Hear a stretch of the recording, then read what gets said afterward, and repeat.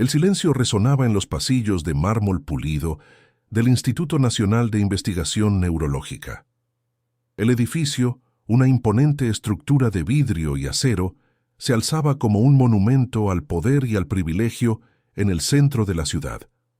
El doctor Javier Montero atravesaba el vestíbulo principal con pasos firmes que hacían eco en cada superficie. Su bata blanca, impecablemente planchada, ondeaba ligeramente tras él, como una capa real que anunciaba su llegada.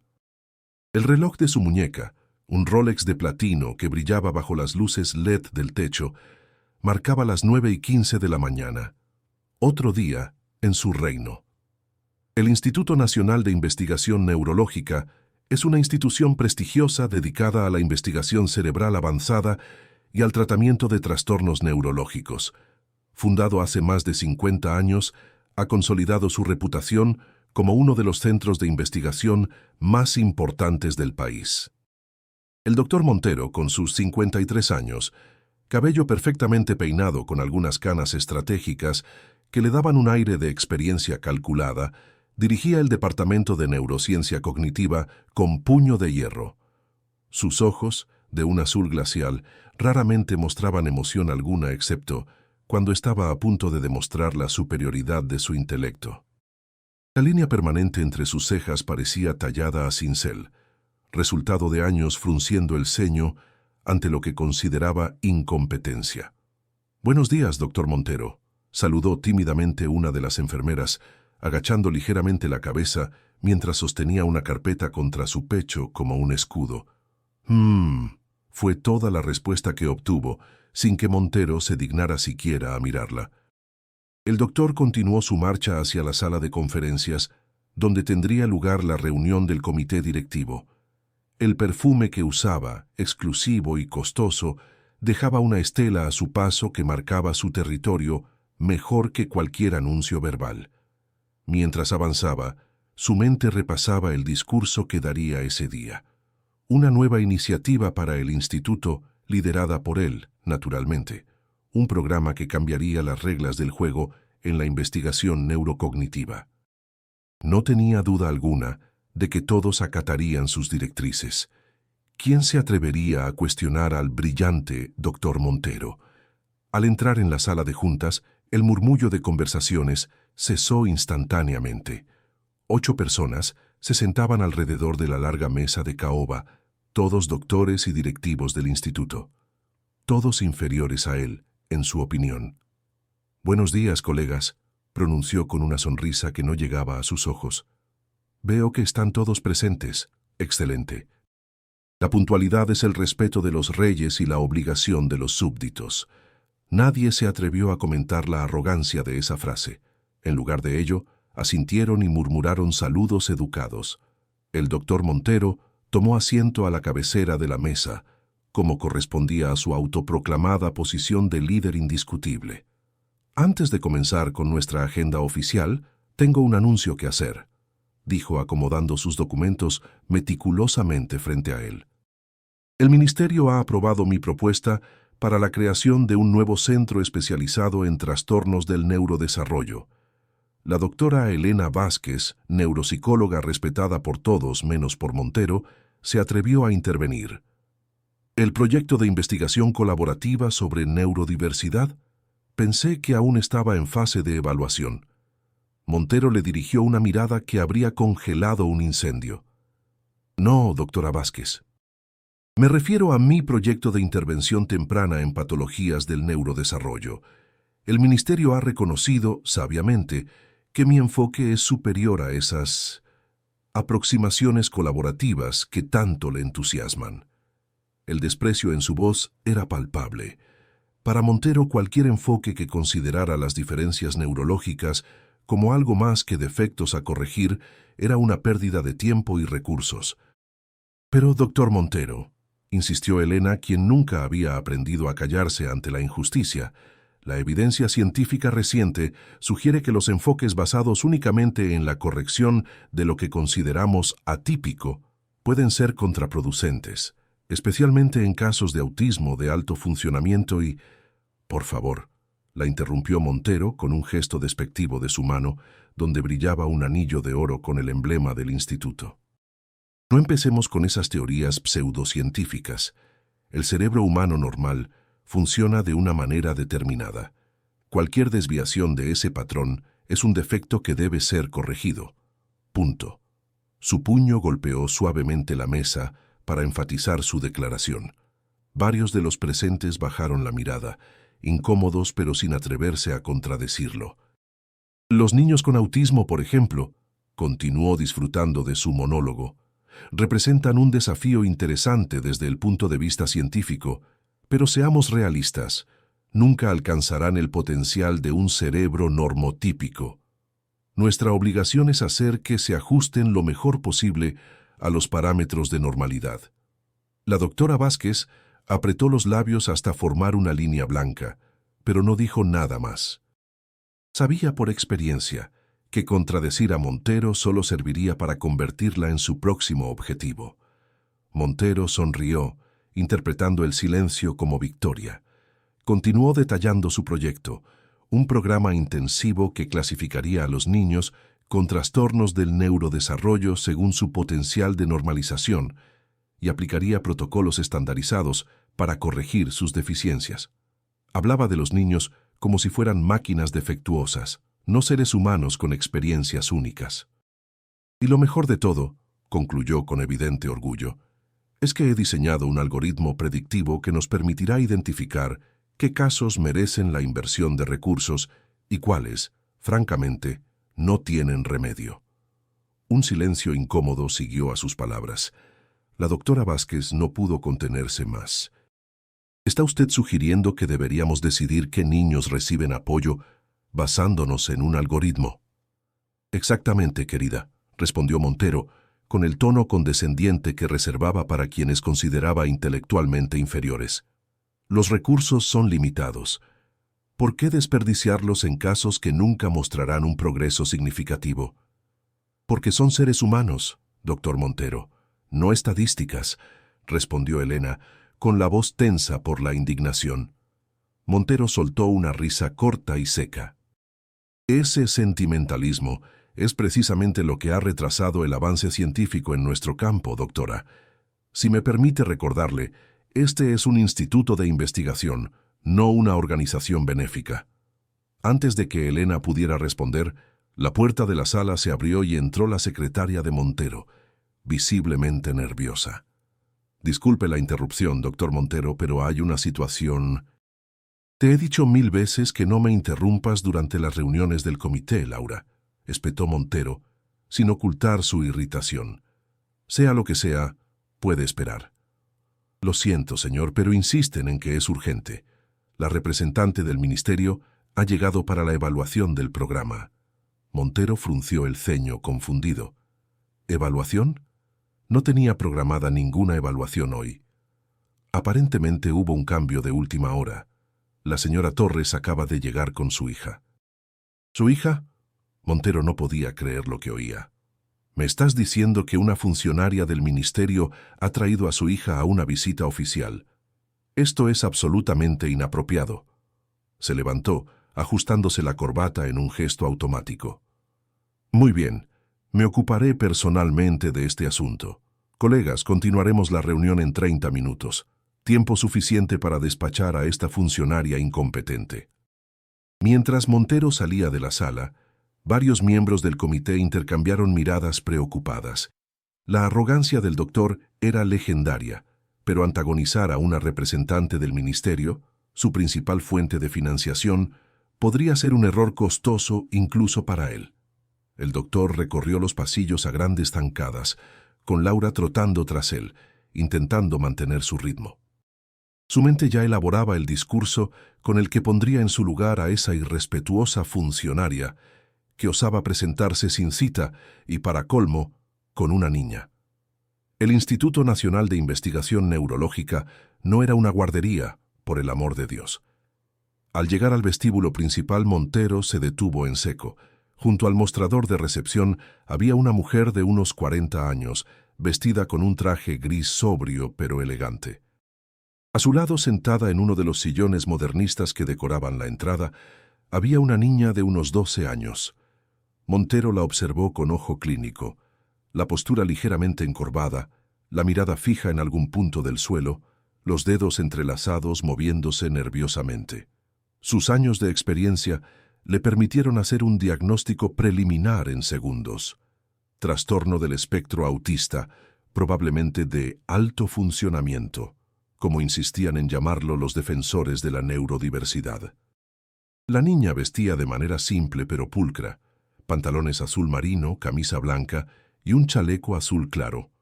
Su cabello castaño, recogido en una trenza simple, enmarcaba un rostro pálido con rasgos delicados. Lo que más llamó la atención de Montero fueron sus ojos, grandes de un tono avellana inusualmente claro, que por un instante, solo un instante, se alzaron y parecieron atravesarlo con una intensidad desconcertante antes de volver a fijarse en el suelo. Montero se acercó con su mejor sonrisa profesional, la que reservaba para las personas importantes. Buenos días, soy el doctor Javier Montero, director del Departamento de Neurociencia Cognitiva. Entiendo que es usted la representante del ministerio. La mujer se volvió hacia él y extendió su mano. Isabel Torres, subdirectora de Evaluación de Programas Científicos. Gracias por recibirnos con tan poca antelación, doctor Montero. Montero estrechó su mano brevemente, manteniendo la sonrisa que ya comenzaba a tensarse. Por supuesto, siempre estamos a disposición del ministerio. Sin embargo, debo confesar mi sorpresa. No teníamos conocimiento de ninguna evaluación programada para hoy. Isabel Torres sonrió levemente. Las mejores evaluaciones son las que no se anuncian. ¿No cree, doctor? Algo en su tono hizo que Montero se tensara interiormente, pero mantuvo su fachada cordial. Sin duda, concedió. Aunque suele haber protocolos para estas visitas, y si me permite la observación, no es habitual que las evaluaciones oficiales incluyan... Miró a la niña y bajó ligeramente la voz. Acompañantes. Isabel siguió su mirada hacia la niña y luego volvió a enfrentarse a Montero.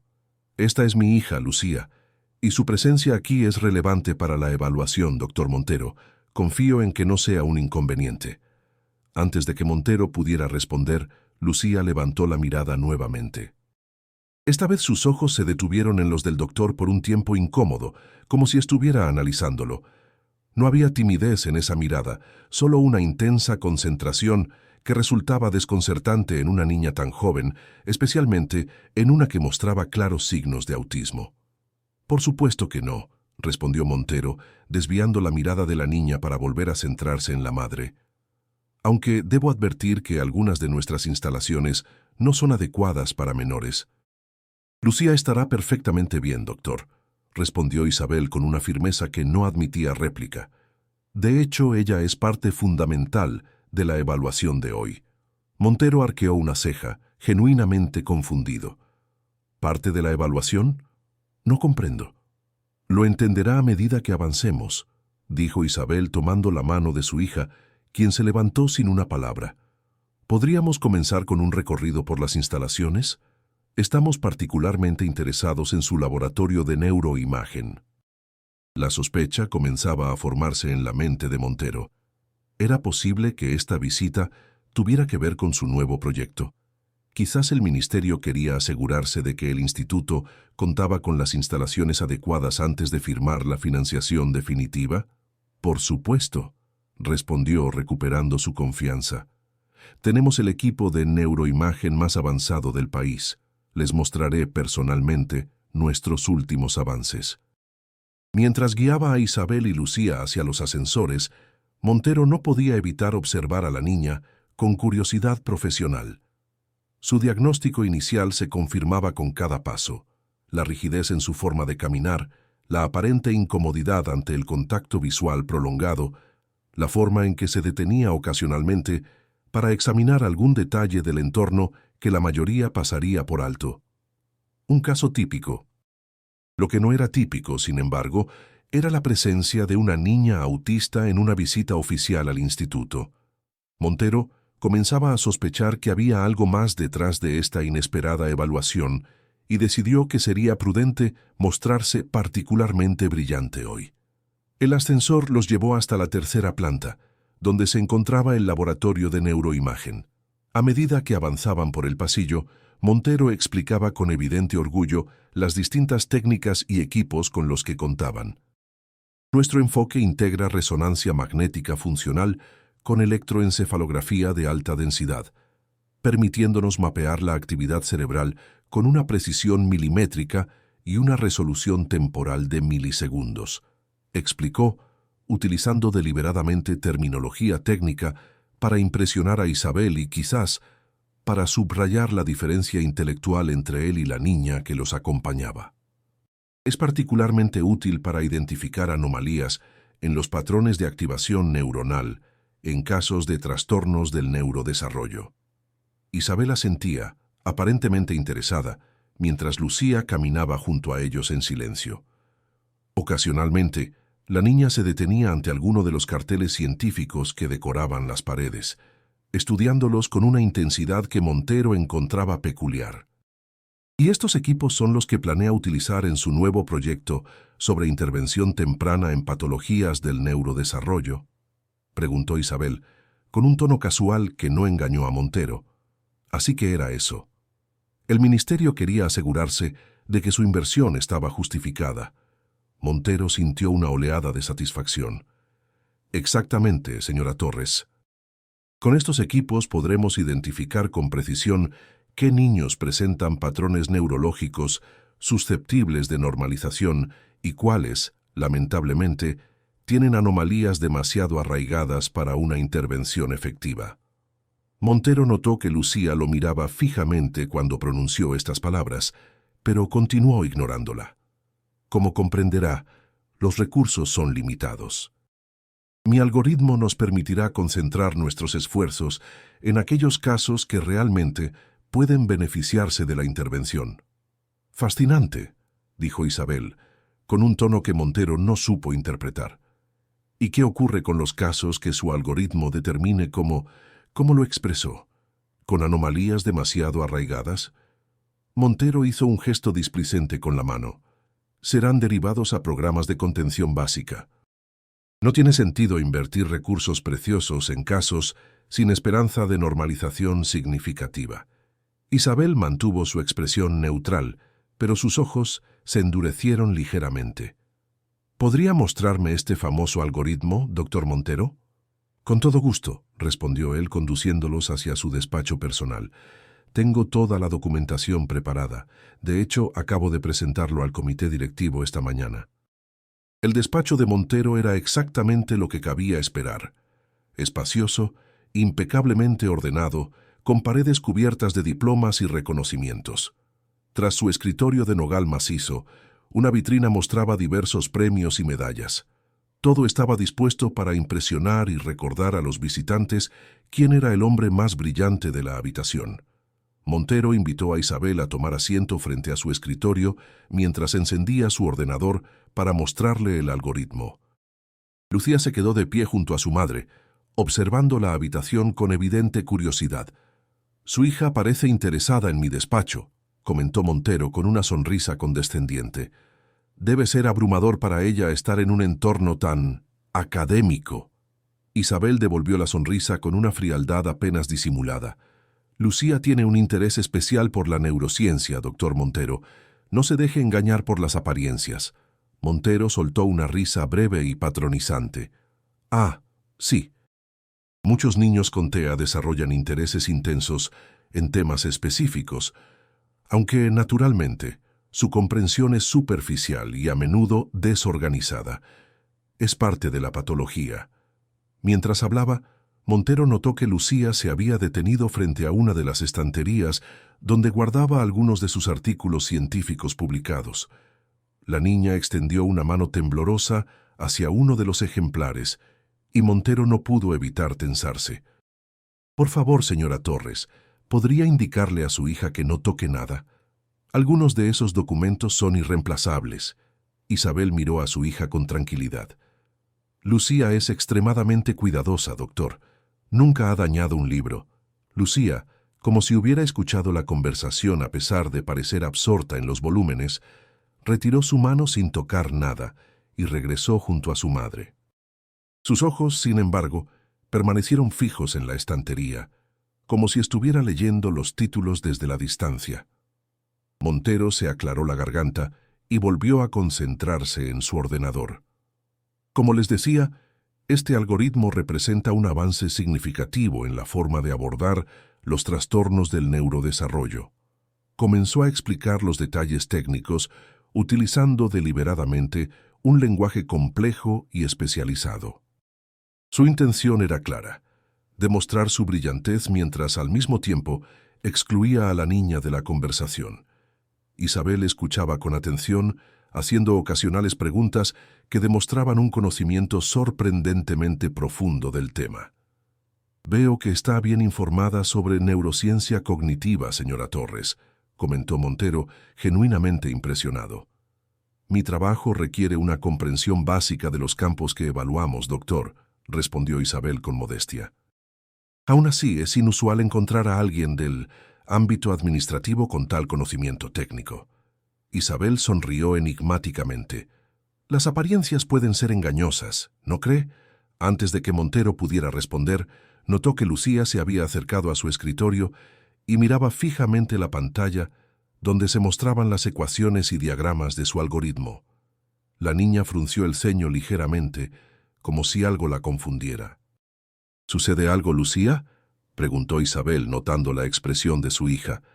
Para sorpresa de Montero, la niña habló por primera vez desde que habían llegado. Su voz era suave pero clara, con un tono ligeramente monocorde característico de muchas personas con autismo. «Hay un error en la ecuación base». Montero parpadeó, tomado por sorpresa, antes de soltar una risa incrédula. «Disculpa, ¿qué has dicho?». Lucía señaló la pantalla, específicamente una serie de ecuaciones diferenciales particularmente complejas que formaban la base matemática de su algoritmo. Ahí, la derivada parcial está mal aplicada. Debería ser respecto al tiempo, no respecto a la variable espacial. El rostro de Montero se endureció. Encontraba absolutamente ridícula la situación. Una niña de 12 años, claramente autista, pretendiendo encontrar errores en su trabajo, el trabajo de uno de los neurocientíficos más respetados del país. «Señora Torres», dijo, dirigiéndose a Isabel con un tono cortante, «entiendo que como madre desee fomentar la confianza de su hija, pero permitirle interrumpir de esta manera una conversación profesional». «Doctor Montero», lo interrumpió Isabel con firmeza, «¿por qué no verifica la ecuación?». Montero apretó la mandíbula, sintiéndose insultado, pero decidió seguirle el juego.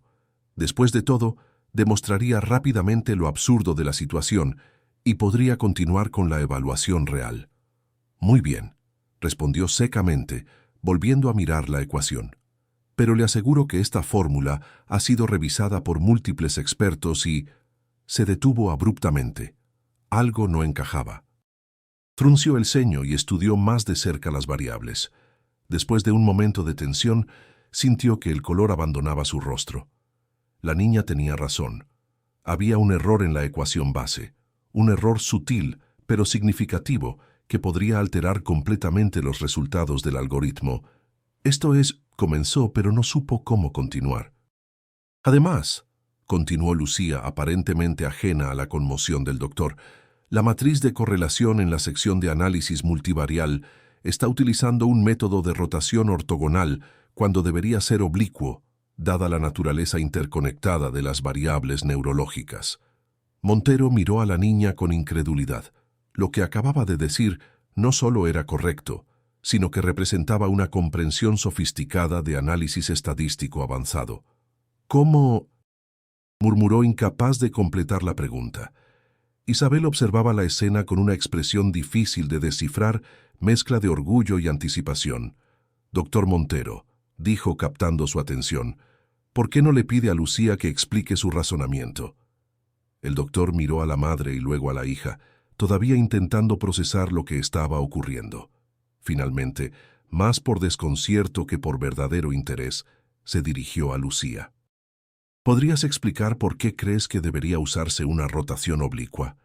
Lucía, que hasta ese momento había evitado sostener la mirada del doctor, lo miró directamente a los ojos con una intensidad desconcertante.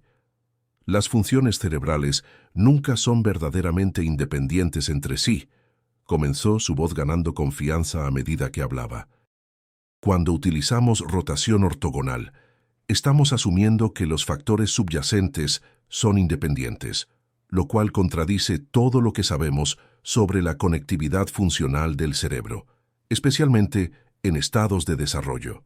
Su algoritmo intenta identificar patrones anómalos aislados, pero no considera que lo que usted llama anomalías podrían ser compensaciones funcionales que el cerebro ha desarrollado precisamente para optimizar su funcionamiento global. Montero se quedó sin palabras. Lo que acababa de escuchar no era simplemente la repetición memorizada de algún texto, era una crítica fundamentada y sofisticada de su metodología, expresada con una claridad que muchos de sus colegas serían incapaces de igualar. Isabel sonrió ante la evidente confusión del doctor. Lucía tiene un coeficiente intelectual de 178, doctor Montero, y una particular afinidad por las matemáticas y la neurociencia. Pero... Montero miró a la niña, quien había vuelto a bajar la mirada, sus dedos moviéndose nerviosamente. Muestra claros signos de autismo. Efectivamente, confirmó Isabel. Lucía fue diagnosticada con trastorno del espectro autista a los 3 años. Según su algoritmo, probablemente sería clasificada entre aquellos casos sin esperanza de normalización significativa. ¿No es así? El golpe fue certero y directo. Montero sintió que el suelo se movía bajo sus pies. Miró nuevamente a la niña, intentando reconciliar su evidente brillantez con los prejuicios que había sostenido durante toda su carrera. Comenzó, pero las palabras le fallaron.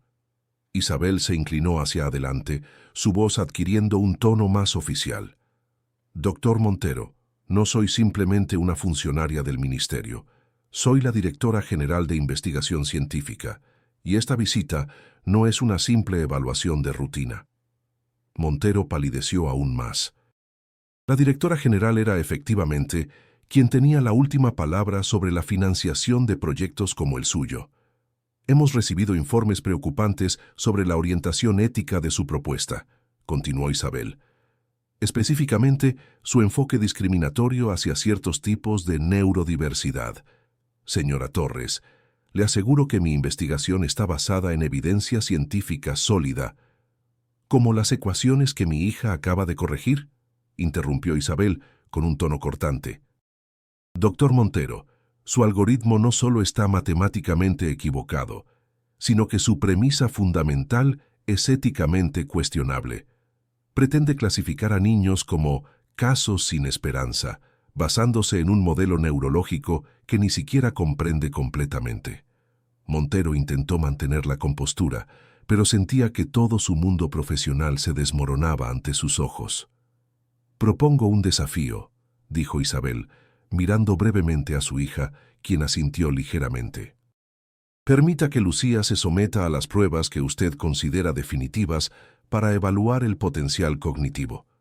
Si su algoritmo la clasifica correctamente, reconsideraremos nuestra posición sobre su proyecto. El doctor miró a la niña con renovado interés. Pese al shock inicial, su mente científica comenzaba a recuperarse, analizando esta nueva y fascinante anomalía. Quizás esta niña era simplemente eso, una anomalía estadística, un caso excepcional que no invalidaba su teoría general. «Acepto el desafío», respondió finalmente. «Aunque debo advertir que las pruebas son rigurosas y pueden resultar estresantes para...» «Lucía está perfectamente preparada», lo interrumpió Isabel. «De hecho, está esperando esta oportunidad desde hace tiempo». La niña levantó la vista, y por un instante Montero creyó ver un destello de determinación en esos ojos avellana. No era la mirada vacía o confusa que esperaba de alguien con su condición, sino algo mucho más complejo y desconcertante. «Vayamos al laboratorio de pruebas cognitivas», dijo Montero recuperando algo de su autoridad habitual. «Allí podremos realizar una evaluación completa». Mientras los tres abandonaban el despacho, Montero no podía evitar sentir una mezcla de inquietud y curiosidad científica. Cualquiera que fuera el resultado de este inusual encuentro, presentía que cambiaría profundamente su comprensión de lo que hasta ahora había considerado verdades indiscutibles. El laboratorio de pruebas cognitivas ocupaba una sección completa de la cuarta planta del instituto. Era un espacio dividido en varias salas especializadas, cada una equipada con tecnología de vanguardia para evaluar diferentes aspectos de la función cerebral y las capacidades cognitivas. El ambiente era clínico y aséptico, diseñado para minimizar las distracciones y obtener datos precisos. Al entrar, Montero notó que varios de sus colegas ya se encontraban allí, incluyendo a la doctora Elena Vázquez, quien lo miró con evidente curiosidad al verlo llegar acompañado de Isabel y Lucía. «Colegas», anunció Montero, adoptando un tono formal, «tenemos una situación excepcional. La señora Torres, directora general de Investigación Científica, nos ha propuesto un desafío interesante para evaluar la validez de nuestro nuevo algoritmo predictivo». Los presentes intercambiaron miradas de sorpresa. La presencia de la directora general no era un evento cotidiano, y menos aún un desafío relacionado con su trabajo. Su hija, Lucía, continuó Montero, señalando a la niña que permanecía junto a Isabel, con la mirada fija en el suelo, se someterá a nuestras pruebas estándar de evaluación neurocognitiva. El objetivo es determinar si nuestro algoritmo clasifica correctamente su potencial.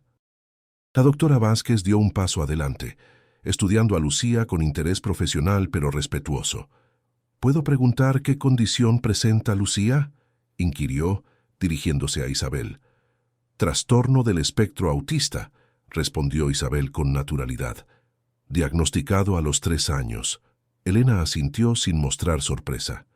«¿Y está cómoda con la idea de someterse a estas pruebas? Algunas pueden ser bastante intensas a nivel sensorial». Antes de que Isabel pudiera responder, Lucía habló, todavía sin levantar la mirada. «Estoy familiarizada con los protocolos estándar de evaluación neurocognitiva. He leído 37 artículos sobre metodologías de evaluación, incluidos los publicados por el Dr. Montero en los últimos 5 años». Un silencio sorprendido siguió a sus palabras. Elena miró a la niña con renovado interés, mientras Montero intentaba mantener su expresión neutral, aunque interiormente estaba cada vez más desconcertado. «Muy bien», dijo finalmente Montero. «Comenzaremos con la batería completa: funciones ejecutivas, procesamiento sensorial, capacidad de abstracción, memoria de trabajo y, finalmente, la evaluación de patrones neurales mediante resonancia magnética funcional». Se volvió hacia uno de los técnicos de laboratorio. «Preparen la sala de evaluación cognitiva y el equipo de resonancia. Quiero que todo el personal relevante esté presente. Esto será instructivo». El tono con que pronunció la última palabra dejaba entrever que, a pesar de la impresión inicial, seguía convencido de que su enfoque era el correcto. Quizás esta niña era excepcionalmente inteligente, pero eso no invalidaba su teoría general sobre la necesidad de normalizar los cerebros atípicos. Mientras el personal se apresuraba a preparar todo, Montero se acercó a Isabel. «Debo advertirle que estas pruebas son exhaustivas y pueden durar varias horas. Si en algún momento su hija muestra signos de fatiga o sobrecarga sensorial, deberemos detenernos». Isabel sonrió levemente. «Agradezco su preocupación, doctor, pero le aseguro que Lucía está más que preparada para este desafío. De hecho, ha estado esperando la oportunidad de demostrar precisamente lo que espero que aprenda hoy». Había algo en su tono que inquietaba a Montero, un indicio de que había más en juego de lo que parecía a simple vista. Las pruebas comenzaron en una sala especialmente diseñada para minimizar las distracciones. Lucía se sentó frente a una mesa donde se le irían presentando diferentes tareas. A su alrededor varios científicos y técnicos observaban, algunos tomando notas, otros monitoreando equipos que registraban diversos parámetros. La primera serie de pruebas evaluaba funciones ejecutivas, planificación, control inhibitorio, flexibilidad cognitiva. Lucía las completó con una concentración y precisión asombrosas. Lo que más sorprendió a los observadores no fue solo que acertara casi todas las respuestas, sino la velocidad con que lo hacía, significativamente superior a la media, incluso entre individuos de alto rendimiento. Pasemos a las pruebas de procesamiento numérico y espacial, indicó Montero, manteniendo un tono neutro a pesar de su creciente desconcierto. Esta fase incluía problemas matemáticos complejos y visualización espacial avanzada. Nuevamente, Lucía demostró una capacidad extraordinaria, resolviendo ecuaciones que habrían desafiado a estudiantes universitarios de matemáticas.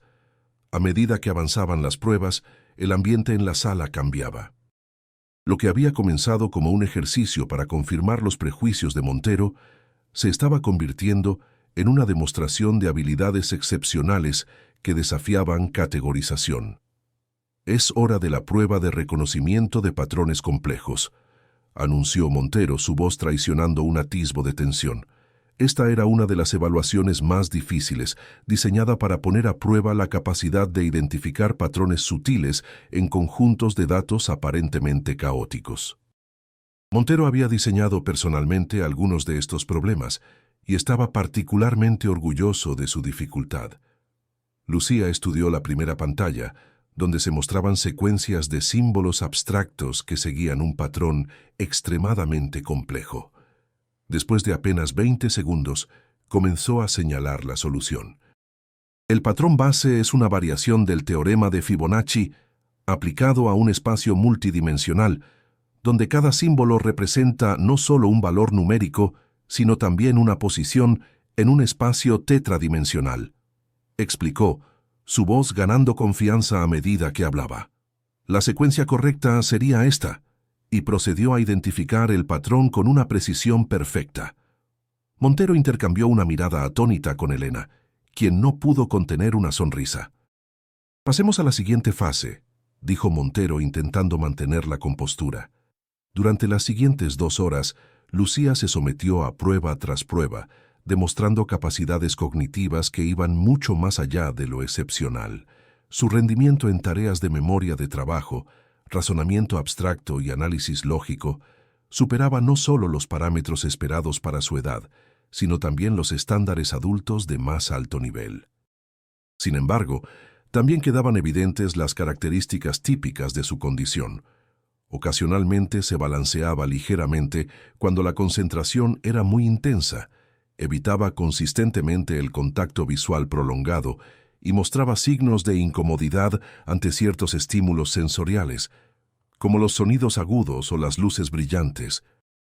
Finalmente llegó el momento de la prueba que Montero consideraba definitiva, la resonancia magnética funcional que mapearía la actividad cerebral de Lucía mientras resolvía problemas de diversa índole. «Esta será la última fase», explicó Montero a Isabel, mientras los técnicos preparaban el equipo. «La resonancia nos permitirá ver exactamente cómo funciona el cerebro de Lucía, qué áreas se activan durante diferentes tipos de tareas y cómo se compara con los patrones neurológicos que consideramos típicos». Isabel asintió, su expresión serena. «Estoy segura de que encontrará los resultados reveladores». Nuevamente, ese tono que sugería que sabía algo que Montero desconocía. Lucía fue preparada para la resonancia con cuidado. Los técnicos le explicaron el procedimiento, prestando especial atención a los aspectos que podrían resultar perturbadores para alguien con hipersensibilidad sensorial: el ruido, el espacio confinado, la necesidad de permanecer completamente inmóvil. Para sorpresa de todos, Lucía parecía perfectamente tranquila. Cuando uno de los técnicos le preguntó si estaba nerviosa, ella respondió con naturalidad: «He estudiado el funcionamiento de la resonancia magnética funcional. El ruido se produce por la expansión y contracción rápida de las bobinas de gradiente cuando se aplican los pulsos electromagnéticos. No me molesta si sé exactamente qué lo causa y por qué». El técnico la miró con asombro, mientras Montero observaba la escena con una mezcla de fascinación científica y creciente inquietud personal. La prueba comenzó. Desde la sala de control, Montero e Isabel observaban tanto a Lucía como a las imágenes que comenzaban a formarse en las pantallas, mostrando la actividad cerebral de la niña en tiempo real. Lo que vieron dejó a Montero sin aliento. El cerebro de Lucía mostraba patrones de activación extraordinarios. Regiones que típicamente funcionan de manera independiente en la mayoría de las personas parecían comunicarse entre sí con una intensidad y eficiencia asombrosas. Áreas asociadas con diferentes funciones cognitivas se iluminaban simultáneamente, creando una red neural de una complejidad que Montero nunca había observado. Esto es... comenzó, pero no encontró palabras para describir lo que estaba viendo. Extraordinario, completó Isabel. Su cerebro no funciona de manera defectuosa, doctor Montero. Funciona de manera diferente. Y en el caso de Lucía, esa diferencia permite formas de pensamiento y análisis que la mayoría de nosotros no podemos siquiera imaginar. Montero estaba demasiado absorto en las imágenes para responder. Durante años, había considerado los cerebros atípicos como desviaciones problemáticas que debían ser normalizadas. Ahora, las evidencias en la pantalla contradecían todo lo que creía saber. A medida que Lucía realizaba diferentes tareas cognitivas, desde cálculos matemáticos complejos hasta reconocimiento de patrones visuales, su cerebro mostraba una plasticidad y capacidad de reorganización que desafiaba los modelos estándar de función neural. Sus patrones de conectividad son únicos, murmuró Montero, más para sí mismo que para los demás. Regiones que normalmente compiten por recursos están cooperando. Y estas áreas asociadas con el procesamiento visual están hiperconectadas con los centros de análisis matemático. Es como si pudiera literalmente ver los números y sus relaciones. Isabel asintió. Lucía puede visualizar ecuaciones diferenciales completas en su mente, manipularlas y resolverlas como si estuviera moviendo piezas físicas. Ella misma lo describe como ver las matemáticas en color. Cuando la resonancia terminó y Lucía salió de la máquina, el laboratorio había quedado sumido en un silencio respetuoso. Los científicos y técnicos que habían presenciado las pruebas intercambiaban miradas de asombro. La doctora Vázquez se acercó a Lucía con una sonrisa genuina. «Eso fue impresionante, Lucía. ¿Cómo te sientes?» La niña consideró la pregunta por un momento, como si tuviera que analizar conscientemente su estado emocional. «Estoy satisfecha», respondió finalmente. Las pruebas eran interesantes, aunque la tercera serie de patrones tenía un error en la secuencia base que hizo que la solución fuera ambigua. Elena miró a Montero con una expresión que claramente decía «te lo dije», antes de volver a dirigirse a Lucía. «¿Te importaría explicarme el error? Sería muy útil para mejorar nuestras pruebas». Mientras Lucía explicaba con precisión técnica el problema que había detectado, Montero se acercó a Isabel, su rostro una máscara de contención profesional que apenas ocultaba la tormenta interna que experimentaba. «Señora Torres, debo reconocer que su hija es excepcional. Un caso único que ciertamente merece estudio especializado». Isabel lo miró fijamente, su expresión endureciéndose ligeramente. «No, doctor Montero, ese es precisamente el punto que he venido a demostrar hoy. Lucía no es un caso único. Es diferente, sí. Su mente funciona de maneras que difieren significativamente de lo que usted considera normal. Pero hay miles de niños con capacidades extraordinarias ocultas tras diagnósticos como el autismo, la dislexia, el TDAH y tantos otros que su algoritmo clasificaría como casos sin esperanza». Montero apretó los labios, sintiéndose acorralado. «Con todo respeto, señora Torres, la capacidad intelectual de su hija es estadísticamente anómala. La mayoría de los niños con autismo no...» «¿Cómo lo sabe?», lo interrumpió Isabel. «¿Cuántos niños como Lucía han sido descartados antes de tener la oportunidad de demostrar sus capacidades, simplemente porque no encajan en nuestros estrechos parámetros de normalidad? ¿Cuánto potencial humano hemos desperdiciado por asumir que diferente significa defectuoso?» El golpe dio en el blanco. Montero sintió que algo se agitaba en su interior, una incómoda sensación de duda que raramente experimentaba.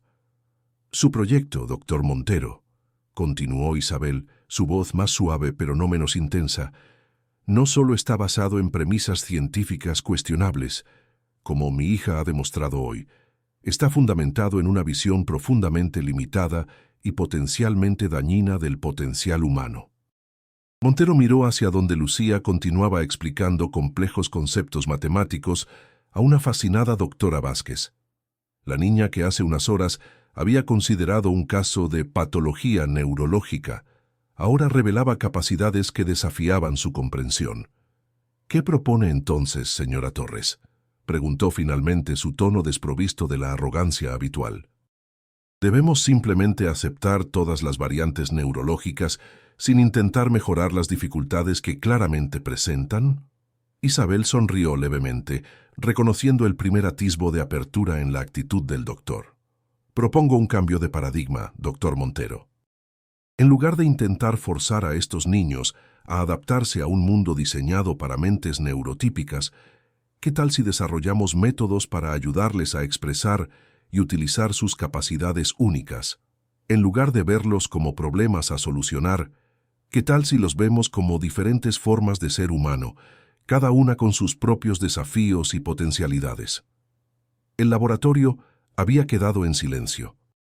Todos los presentes, atraídos por la intensidad de la conversación, observaban el intercambio entre Isabel y Montero.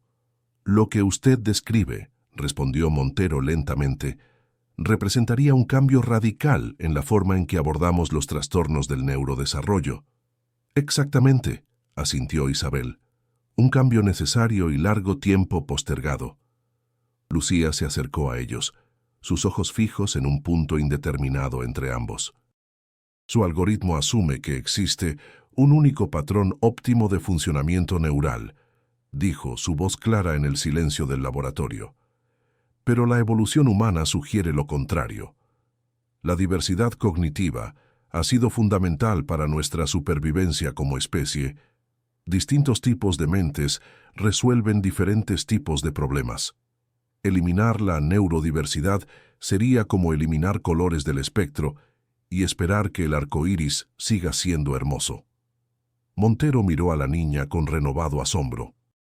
Lo que acababa de expresar no era simplemente una observación inteligente, era una profunda reflexión filosófica sobre la condición humana, expresada con una claridad y elocuencia sorprendentes. Un murmullo de aprobación recorrió la sala. La doctora Vázquez, en particular, sonreía abiertamente, como si hubiera estado esperando durante años escuchar esas palabras en ese preciso lugar. Isabel puso una mano sobre el hombro de su hija, un gesto de orgullo maternal que contrastaba con la formalidad que había mantenido hasta entonces. El ministerio, dijo volviendo a dirigirse a Montero, está muy interesado en financiar investigación innovadora en neurociencia, pero no apoyaremos proyectos basados en paradigmas obsoletos que estigmatizan la diferencia neurológica. Montero comprendió que estaba ante una encrucijada profesional. Podía aferrarse a sus viejas convicciones y perder no solo la financiación para su proyecto, sino también la oportunidad de participar en lo que claramente se perfilaba como un cambio de dirección en su campo, o podía abrirse a nuevas posibilidades, por incómodas que resultaran para sus arraigadas creencias. Quizás, dijo finalmente, eligiendo sus palabras con cuidado, haya espacio para reconsiderar ciertos aspectos de mi enfoque. Isabel asintió, reconociendo el esfuerzo que esas palabras habían costado a un hombre tan seguro de sus convicciones. Sugiero que hablemos en su despacho sobre cómo podría reorientarse su investigación, propuso. El ministerio estaría muy interesado en un proyecto que explorara cómo potenciar, en lugar de suprimir, las capacidades únicas asociadas con diferentes configuraciones neurológicas. Mientras salían del laboratorio, Montero notó las miradas esperanzadas de sus colegas, especialmente de Elena Vázquez, quien por años había abogado por enfoques más respetuosos de la neurodiversidad. Se dio cuenta de que lo que estaba en juego no era simplemente su orgullo profesional, o incluso la financiación de su proyecto, sino una oportunidad de contribuir a un cambio fundamental en la forma de entender y abordar la diferencia neurológica. En el pasillo, Lucía se detuvo brevemente ante uno de los carteles científicos que mostraba un diagrama del cerebro humano con sus diferentes regiones etiquetadas. «Este diagrama está obsoleto», comentó. «No muestra las nuevas comprensiones sobre la plasticidad de las conexiones interhemisféricas en el desarrollo temprano». Montero la miró y por primera vez ese día sonrió genuinamente. «Tienes toda la razón, Lucía. Quizás podrías ayudarnos a actualizarlo». La niña lo miró directamente por un instante, un breve contacto visual que en ella parecía un gesto de profunda significación. «Me gustaría eso», respondió simplemente, antes de volver a caminar junto a su madre. Mientras avanzaban hacia su despacho, Montero sintió algo inusual: la humildad. Por primera vez en muchos años, se permitió considerar que quizás, solo quizás, había estado equivocado. Y en ese reconocimiento encontró no vergüenza, sino una inesperada sensación de liberación. 6 meses después, el Instituto Nacional de Investigación Neurológica lucía diferente, no solo en su aspecto físico, aunque ciertamente los espacios habían sido modificados para ser más accesibles y acogedores para personas con diversas necesidades sensoriales, sino en su atmósfera general. El doctor Javier Montero caminaba por los pasillos con un paso diferente. Seguía siendo directo y exigente, pero la arrogancia que antes lo caracterizaba había dado paso a algo más difícil de definir, una mezcla de seguridad profesional y apertura a nuevas ideas. Se dirigía hacia el nuevo centro de investigación en neurodiversidad, que ocupaba lo que antes había sido el ala este del instituto.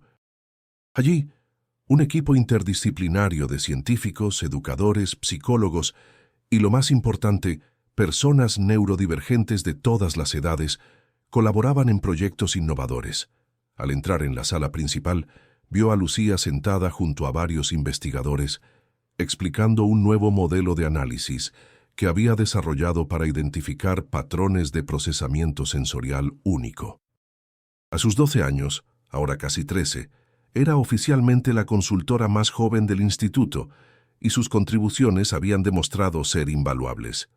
«Buenos días a todos», saludó Montero, recibiendo sonrisas genuinas como respuesta. «¿Cómo va el nuevo modelo, Lucía?». La niña levantó la mirada brevemente. «Buenos días, doctor Montero. Hemos identificado 17 patrones distintos de procesamiento visual en participantes con autismo. No son déficits, como se pensaba antes, sino configuraciones alternativas que ofrecen ventajas significativas para ciertos tipos de análisis visual». Montero asintió, genuinamente impresionado. Eso podría explicar por qué algunas personas con autismo destacan en campos que requieren reconocimiento de patrones complejos. «Exactamente», asintió Lucía. «No es a pesar de su autismo, sino gracias a las capacidades únicas asociadas con su configuración neurológica».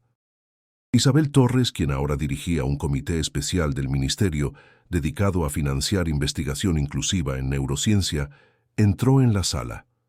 «Veo que ya están todos trabajando», observó con una sonrisa.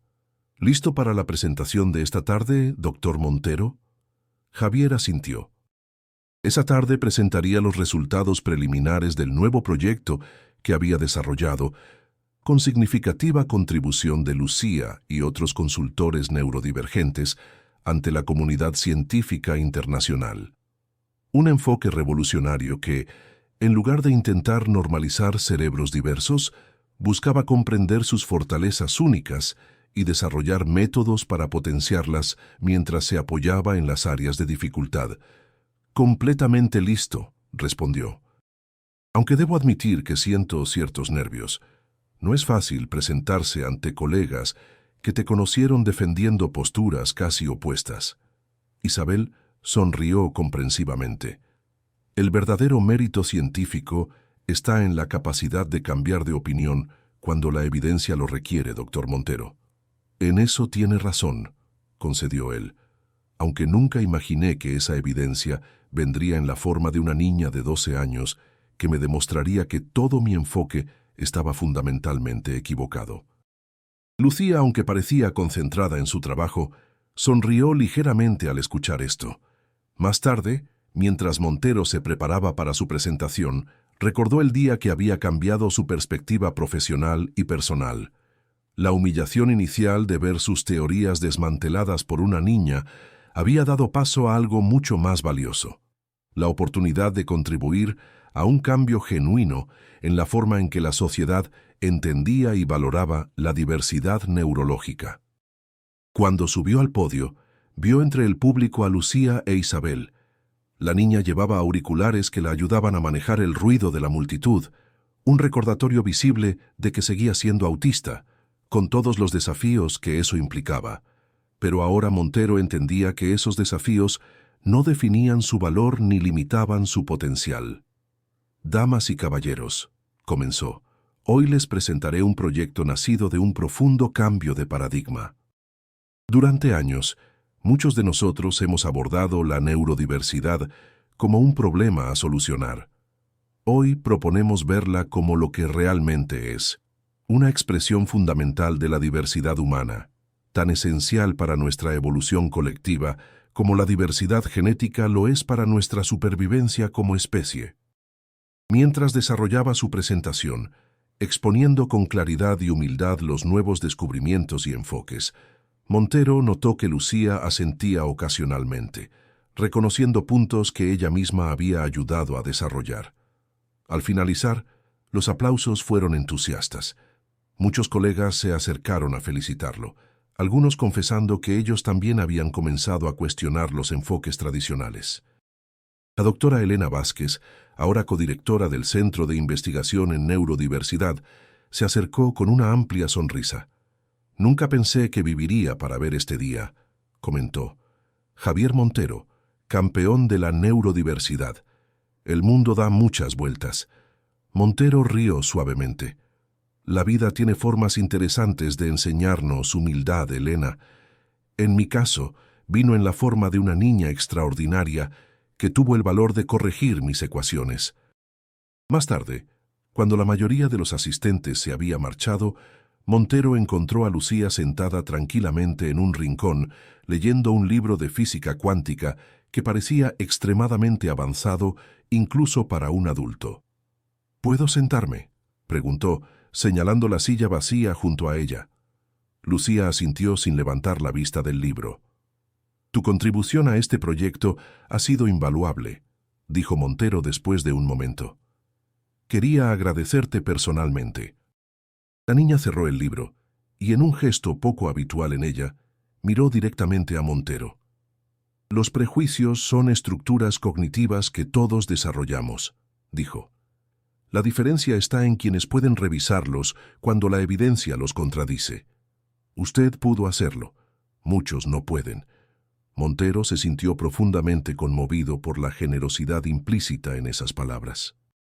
«Sabes, cuando era estudiante de medicina, tuve un profesor que solía decir: la mente científica debe ser como el agua, no como la roca. El agua se adapta a nuevos recipientes. La roca solo se rompe o permanece inmóvil». Me tomó muchos años entender realmente lo que quería decir. Lucía asintió, procesando la metáfora. El agua también desgasta la roca con el tiempo. La persistencia supera la resistencia. Montero sonrió ante la profundidad de esa observación. «Exactamente. Y hablando de persistencia, he estado pensando en tu futuro, Lucía. Tu mente es extraordinaria y me gustaría asegurarme de que tengas todas las oportunidades para desarrollar tu potencial. Si estás interesada, el instituto podría ofrecerte un programa personalizado que combine investigación y estudios avanzados». Los ojos de Lucía se iluminaron con un interés que rara vez mostraba.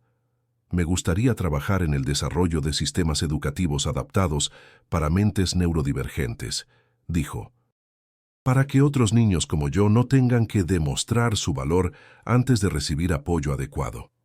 Montero sintió una punzada de culpa, reconociendo la crítica implícita en esas palabras, y tenía razón.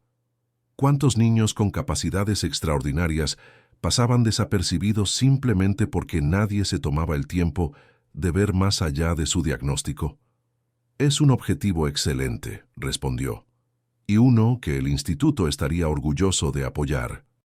Isabel se acercó a ellos, habiendo observado la conversación desde cierta distancia. ¿Interrumpo?, preguntó. En absoluto, respondió Montero poniéndose de pie. Estaba proponiéndole a Lucía un programa especial en el instituto. Isabel miró a su hija con una mezcla de orgullo y protección maternal. ¿Y qué piensas, Lucía? La niña consideró la pregunta por un momento, con la misma seriedad que aplicaba a los problemas matemáticos más complejos. Creo que sería beneficioso, respondió finalmente, siempre que pueda continuar con mi rutina habitual en casa y mis espacios de descompresión sensorial. Por supuesto, aseguró Montero. El programa se adaptaría completamente a tus necesidades, no al revés. Isabel asintió, satisfecha. Es un cambio refrescante escuchar eso, doctor Montero. El comentario no contenía reproche, sino reconocimiento genuino del cambio que se había operado en él. Bueno, dijo Isabel consultando su reloj, debemos irnos. Lucía tiene su clase de música a las 5. ¿Música?, preguntó Montero genuinamente interesado. Violín, respondió Lucía. Las matemáticas de Bach son particularmente interesantes. Puedo visualizar las estructuras armónicas, como construcciones geométricas tridimensionales. Montero la miró con renovada admiración. Esta niña que una vez habría descartado como un caso sin esperanza, según su obsoleto algoritmo, continuaba revelando dimensiones de brillantez que desafiaban cualquier categorización simple. Me encantaría escucharte tocar algún día, dijo sinceramente. Lucía asintió. Tengo un recital el próximo mes. Puedo pedirle a mi madre que le envíe una invitación. Sería un honor, respondió Montero. Mientras madre e hija se marchaban, Montero se quedó contemplando el camino recorrido en estos 6 meses. De ser un científico arrogante convencido de su superioridad intelectual y de la validez incuestionable de sus teorías, había pasado a ser un investigador más humilde, abierto a aprender incluso de aquellos a quienes una vez había subestimado. El verdadero progreso científico, comprendía ahora, no consistía en imponer un modelo único de normalidad, sino en expandir continuamente nuestra comprensión de las infinitas formas que puede adoptar la inteligencia humana. Mientras regresaba a su despacho, mucho más modesto que el anterior, ya que había cedido su espaciosa oficina para crear un área sensorial adaptada para investigadores y visitantes neurodivergentes, Montero reflexionó sobre la lección más valiosa que había aprendido, que a veces nuestros prejuicios más arraigados son los que más nos limitan, y que la verdadera sabiduría comienza cuando tenemos el valor de cuestionarlos.